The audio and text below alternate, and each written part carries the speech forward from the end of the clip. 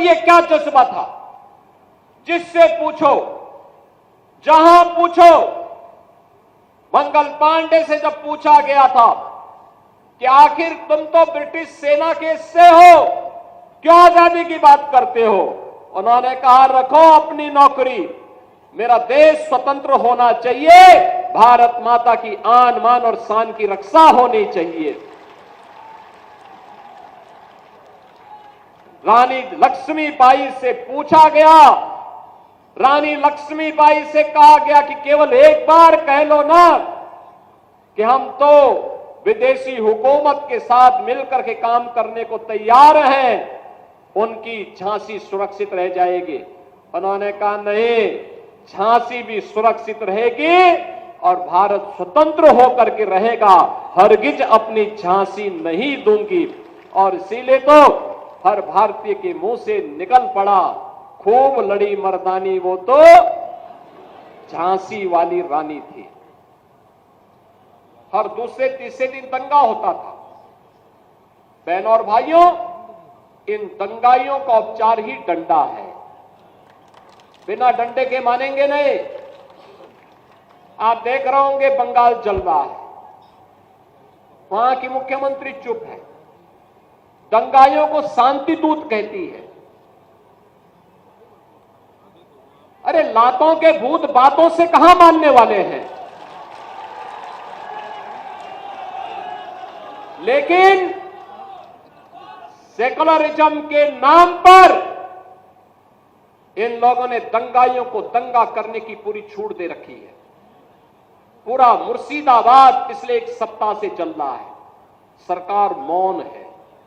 बहनों और भाइयों, इस प्रकार की अराजकता पे लगाम लगनी चाहिए और मैं धन्यवाद दूंगा इस बात के लिए वहां की माननीय न्यायालय को, जिन्होंने वहां पर केंद्रीय बलों की तैनाती करके वहां के अल्पसंख्यक हिंदुओं की सुरक्षा की व्यवस्था करने के लिए कदम उठाया है और आज केंद्रीय बल वहां पर तैनात है। आपने वहां की पीड़ा सुनी होगी। सब लोग मौन है, कांग्रेस मौन है मुर्शिदाबाद के दंगों पर, कांग्रेस मौन है, समाजवादी पार्टी मौन है, टीएमसी मौन है। वे धमकी पे धमकी दिए जा रहे हैं, समर्थन कर रहे हैं। बांग्लादेश के अंदर जो हुआ था उसका समर्थन कर रहे हैं बड़ी बेशर्मी के साथ। अगर उन्हें बांग्लादेश अच्छा लगता है तो उनको बांग्लादेश ही जाना चाहिए। क्यों भारत की धरती पर बोझा बने हुए हो? क्यों भारत की धरती पे बोझा बने हुए हो?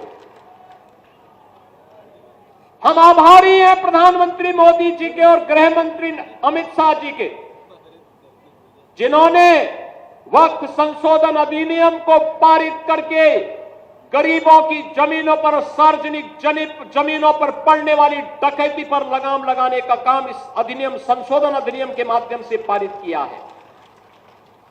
अब ये जमीन जो वापस आएगी, बहनों और भाइयों, इसमें हॉस्पिटल बनेंगे, इनमें गरीबों के लिए मकान बनेंगे, हाई राइज बिल्डिंग बनेगी, यहां पर स्कूल बनेंगे, विश्वविद्यालय बनेंगे, निवेश के लिए लैंड बैंक बनेगा। लेकिन किसी को जमीन पर कब्जा करके गुंडागिर्दी करने की छूट अब नहीं मिलेगी। इसलिए लोग परेशान हैं, क्योंकि जमीन के नाम पर जो लूट थी वह रुकने वाली है और उसलिए इन लोगों को परेशानी है। परेशानी इस बात को लेकर के कि अब गुर्गे खाली हो जाएंगे, तो पहले जो जनता को लूटते थे, इनको अब भय है कि इनके द्वारा पाले गए गुर्गे कहीं भस्मासुर हुए तो कहीं अब इन्हीं को न लूटने लग जाएं। इनके द्वारा अकूत संपत्ति जो अर्जित की गई है उसी पर डकैती न डालने लग जाए। इसलिए उस भय के कारण ये वक्फ के नाम पर जनता को बेवकूफ बनाने का काम कर रहे हैं, जनता के आंखों में धूल झोंकने का काम कर रहे हैं, गुमराह करने का काम कर रहे हैं। लेकिन गुमराह होने की आवश्यकता नहीं। हमें देश के संविधान पर, बाबा साहब भीमराव अंबेडकर के द्वारा बनाए गए संविधान पर विश्वास करना है, विकास की प्रक्रिया के साथ जुड़ना है और विकास की प्रक्रिया का ही परिणाम है। मैं देख रहा था हरदोई के अंदर, हरदोई जनपद में प्रधानमंत्री आवास योजना और मुख्यमंत्री आवास योजना में 1,15,000 परिवारों को एक एक आवास प्राप्त हुआ है।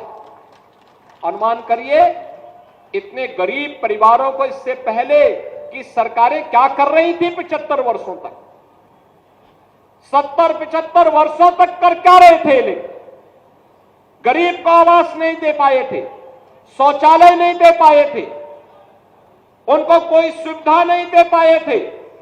आयुष्मान का कार्ड मैं भी देख रहा था, आयुष्मान का कार्ड जब मिल रहा था उत्तर प्रदेश के अंदर 10 करोड़ लोग आयुष्मान भारत की सुविधा का लाभ ले रहे हैं।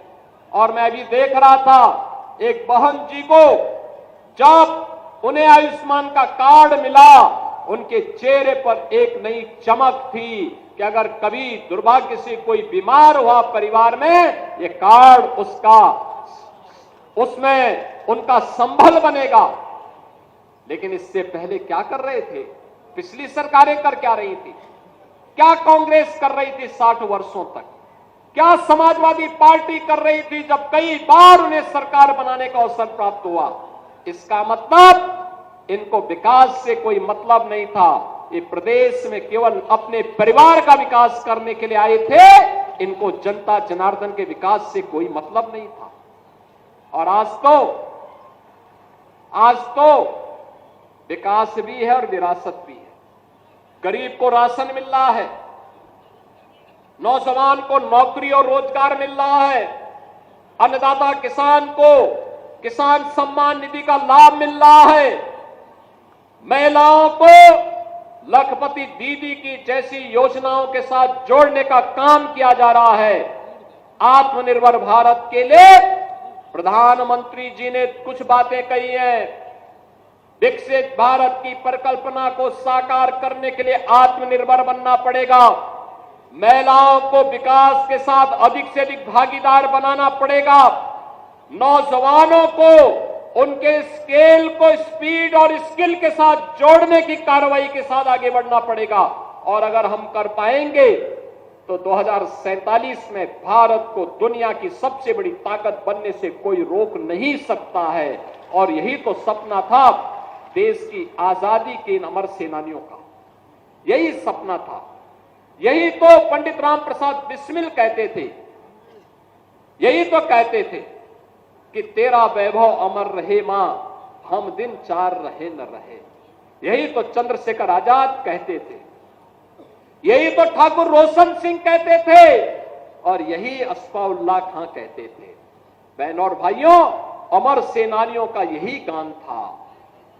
भारत माता के वैभव को चरम तक पहुंचाने के लिए, भारत माता के विकास को ध्यान में रख करके जो रोड मैप आज प्रधानमंत्री मोदी जी के नेतृत्व में बना है, इसे अंतिम पायदान पर बैठे हुए व्यक्ति तक पहुंचा करके एक विकसित भारत की परिकल्पना को साकार करना है। और इसलिए आवास भी है, शौचालय भी है, दवा के लिए आयुष्मान का कार्ड है, कमाई के लिए रोजगार की व्यवस्था भी है। और अभी सरकार ये व्यवस्था करने जा रही है कि गरीबी रेखा के नीचे जीवन यापन करने वाले प्रत्येक परिवार को हम लोग सभी सुविधाओं से आच्छादित करने का कार्य भी करेंगे और परिवार के एक सदस्य को नौकरी और रोजगार के साथ जोड़ने का काम भी करेंगे।